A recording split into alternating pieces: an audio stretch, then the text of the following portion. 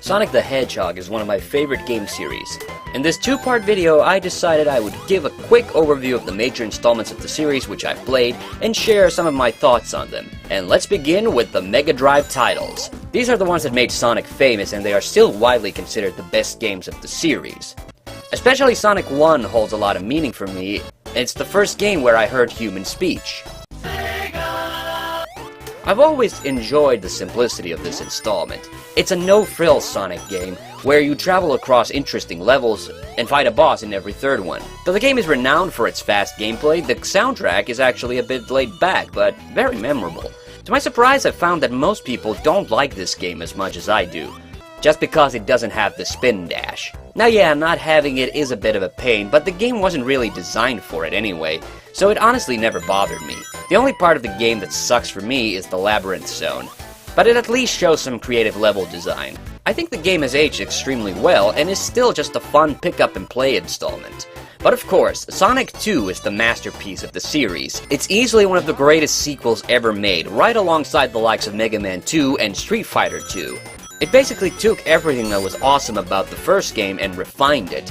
It's got more level variety, the soundtrack is much more energetic, and you get a sidekick, Tails, who follows you around. The second player can even take control of Tails during the game, which is awesome.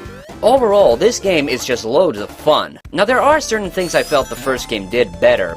For instance, I preferred it when there were 3 levels in each zone, since you got to spend more time in there, as opposed to Sonic 2, where most zones only have 2 levels.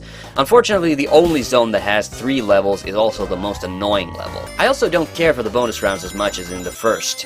However, as a game overall, Sonic 2 is much more refined and an absolute must-play for the Sega Mega Drive. And to comment briefly on Sonic CD, which was released just before Sonic 2, this game is like a weird hybrid of Sonic 1 and 2.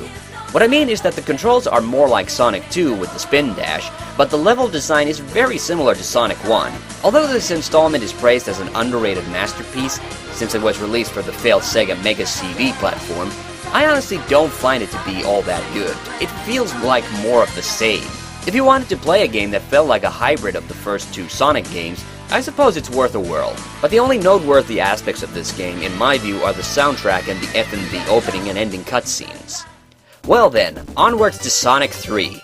This was the main installment on the Mega Drive that I played the least, and I think that partially explains why I don't really like it so much, even though most people consider it to be as good or even better than Sonic 2. And I can see why. The game was made on the same game engine after all, and everything from the graphics to the music is still tight as shit. Not to mention, this game introduced one of my favorite characters, Knuckles, though he doesn't get to do a lot in this installment. However, apart from Sonic's new power-ups, this game doesn't offer anything substantially new, which is why it always felt like more of the same rather than a new, fresh game. Also, I never liked the fact that the game had a save feature. A save feature in a 16-bit Sonic game? Really? The game's not even that long. The thing though is that Sonic 3 was rushed for release, which prompted Sega to release a cartridge which could be combined with it to add more levels called Sonic and Knuckles, or you could play it as just a standalone game, which really doesn't make much sense. The cool thing though is that this game lets you play as Knuckles, and I think in combination with the original Sonic 3 levels, it actually makes the game a whole lot more interesting. By themselves, neither Sonic 3 nor Sonic and Knuckles really does anything for me, but combined they're actually a pretty fun game.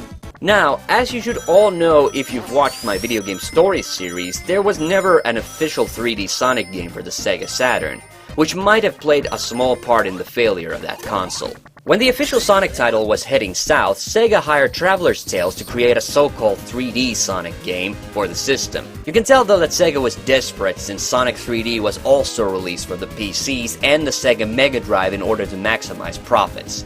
The thing that bugs me most about Sonic 3D is that it's not really 3D. The game is an isometric platformer with pre-rendered sprites, and it honestly just looks like a hot mess. But I'm willing to give it some slack. Okay, what's the goal? Well, you have to kill every enemy in the stage, find the birds trapped inside them, and then take them to the exit. Do it enough times and you've beaten the level.